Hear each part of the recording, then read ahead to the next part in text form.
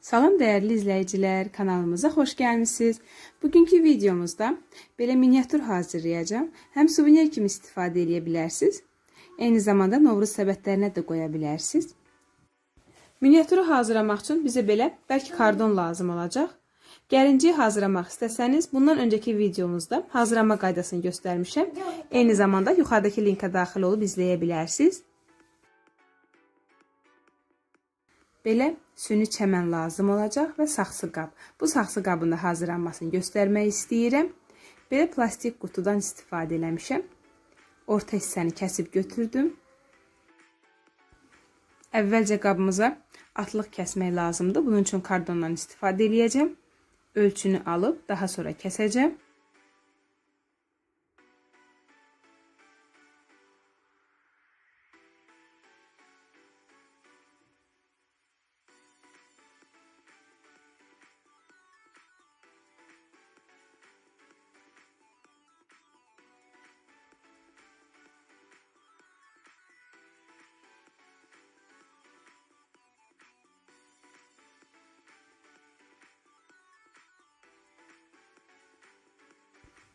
Qabımızı boyamaq üçün məndə saxsı rəngi boya var.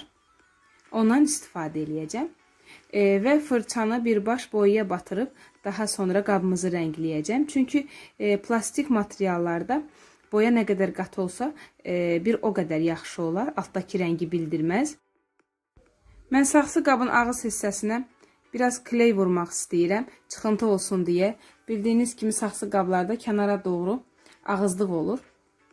Yəni hər hansı bir qabın ağız hissəsi kənara doğru çıxıntılı olur. Ona görə kley vurdum. Biraz quruyandan sonra istəyirəm ki, ikinci qatı da vurum. Yəni əgər çox çıxıntı istəyirsinizsə 2-3 qat vura bilərsiniz.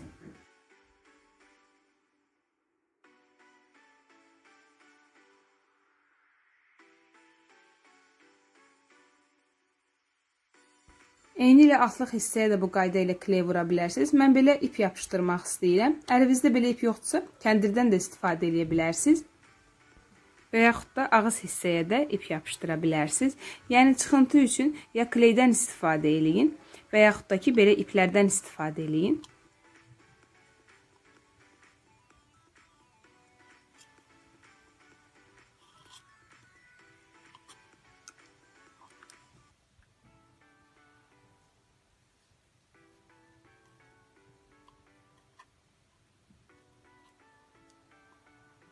Atlıq hissəyə ip yapışdırandan sonra qalan hissələri də boyamağa davam edəcəm.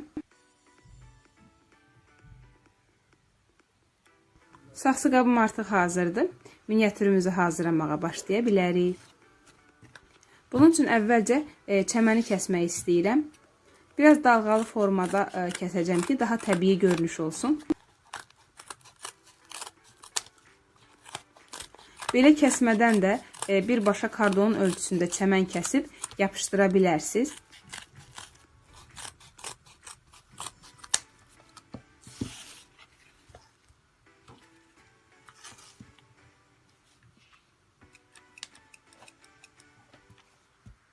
Kardonun üzərinə müəyyən kəsik hissələrlə yapışdıracağım. Yəni hansı hissələrə uyğun olmasının fərqi yoxdur. Öz özünüzə uyğun formada yapışdıra bilərsiniz. Mən bu formada yapışdırdım. İndi isə gəlinciyimizi yapışdırmaq istəyirəm.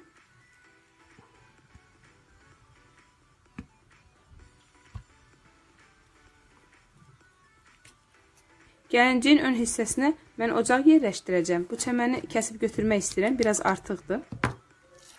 Və kənd miniatürü toyuqsuz cücəsiz olmaz. Onu da yapışdırandan sonra daşları yapışdıracağım. Bu daşları həyətdən yığmışam.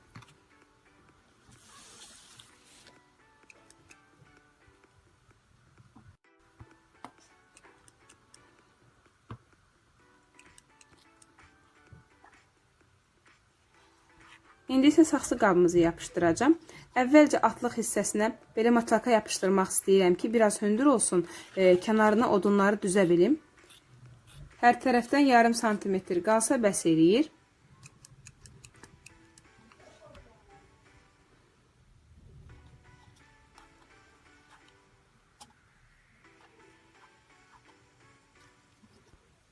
Mən odunları belə kiçik seçmişəm. İstəsəniz biraz da böyük odunlardan istifadə edə bilərsiniz. Kənar hissələrə odunları düzdükdən sonra altlıq hissəni boş görünməyini istəmirəm. Belə 2 ədəd düzüb sizə göstərmək istədim ki, alt hissəsi boş görünür. Ona görə mən bütün kənar hissələrə daş düzəcəm. Yəni masalkanın kənarlarına əvvəlcə daş düzəcəm. Bu formada düzdüm. Biraz da təbii forma vermək üçün belə quru otdan istifadə edəcəm. Qayçıyla doğramaq istəyirəm ki, daha kiçik olsun.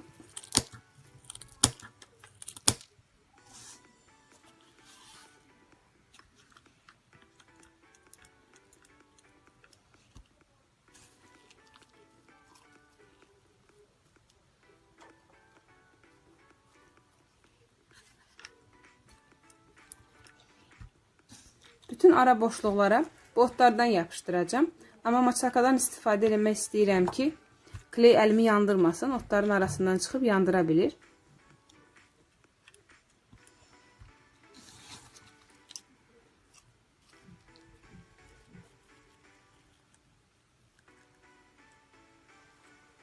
Bütün hissələrə bu formada ot yapışdırdım. Kənarlara da ot yapışdırmaq istəyirəm ki, kardon görünməsin.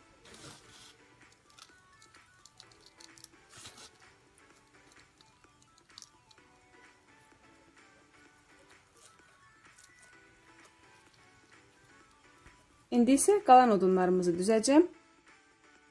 İstəsəniz odunları hər dəfə ölçüb yapışdıra bilərsiniz ki, daha səliqəli olsun və kardondan kənara çıxmasın. Səbəti hər dəfə ələ götürmək çətindir. Ona görə altına hər hansı bir şey qoyun ki, biraz kənar tərəfi hündürdə qalsın. Odunları belə olduqda yapışdırmaq daha rahat olur.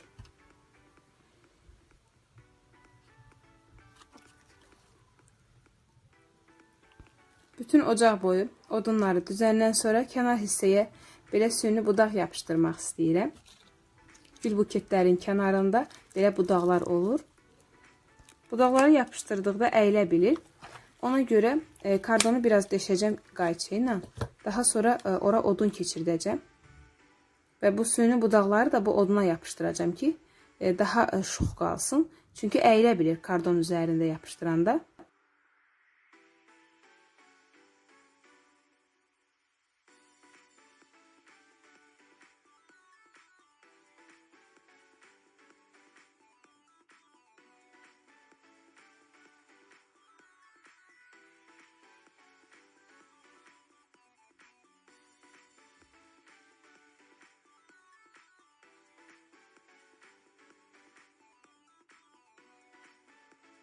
Mən qazanımıza düyü tökəcəm. Amma bütün qazanı düyü ilə doldurmaq istəmirəm. Ona görə istəyirəm ki, içinə kubka yapışdırım. Yalnız üst hissəsinə düyü yapışdırım.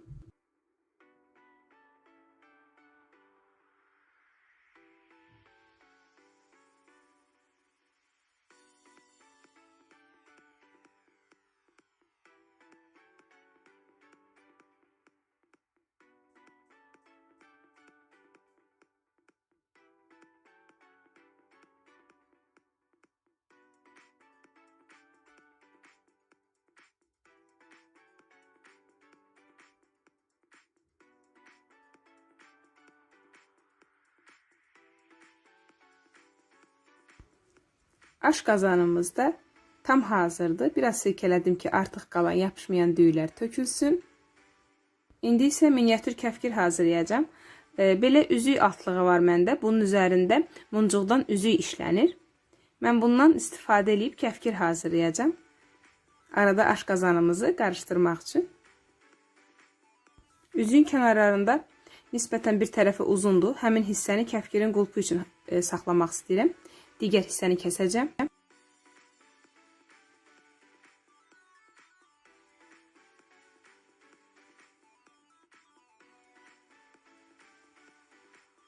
Miniatür kəfkirim də hazırdır. İndi isə gəlinciyin əlinə yapışdıracağım.